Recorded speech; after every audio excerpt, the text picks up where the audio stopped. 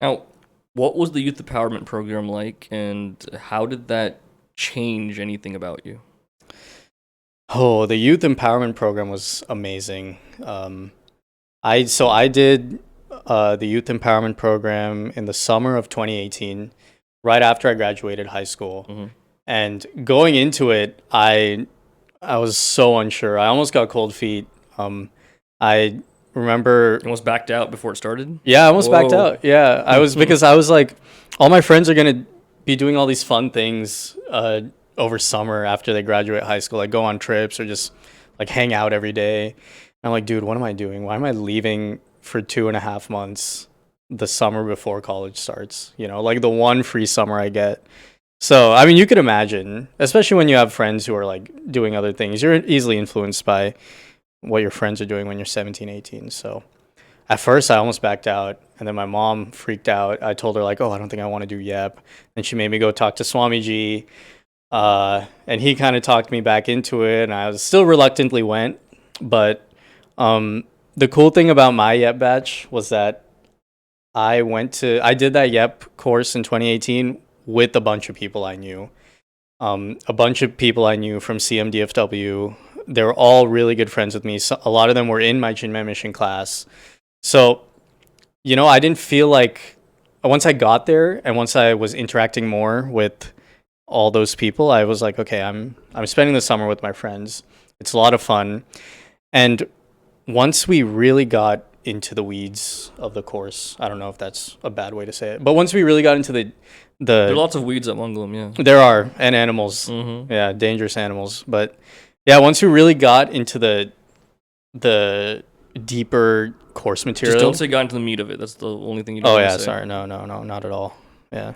So, is We're there a certain text that still sticks with you? Something that you really enjoyed? that might sound cliche, but I'd say Tattva Bodha. Okay. Why is it cliche, and then why is it your favorite? Because it was kind of like a running joke at YEP whenever we'd have Q&A questions come up about the current text we're learning. Swamiji's answer would always be, that's a good question. Wait for Tattva Bodha.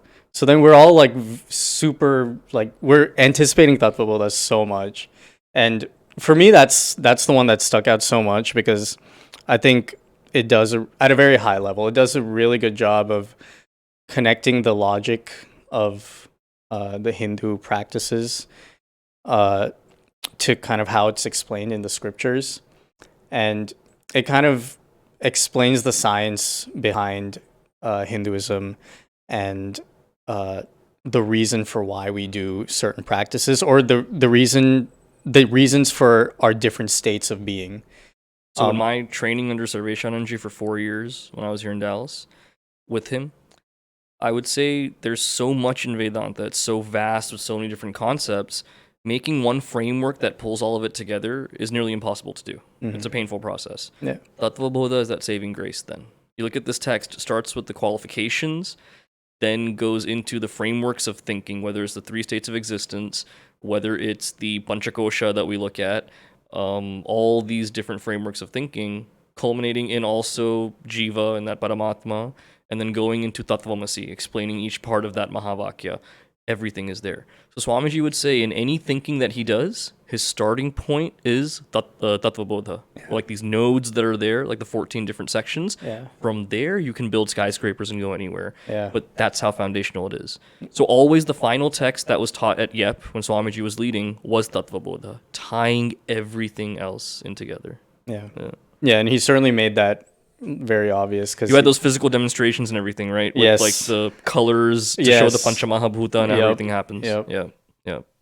Now, okay, but if we ask details of those classes, we don't really remember those after the course. Yeah. What is it that really sticks with you after the course then, this many years later? Um, I guess my state of mind. Okay. Uh, I mean, going into college is, I think, a very confusing and stressful time for anyone. Even especially an engineering major.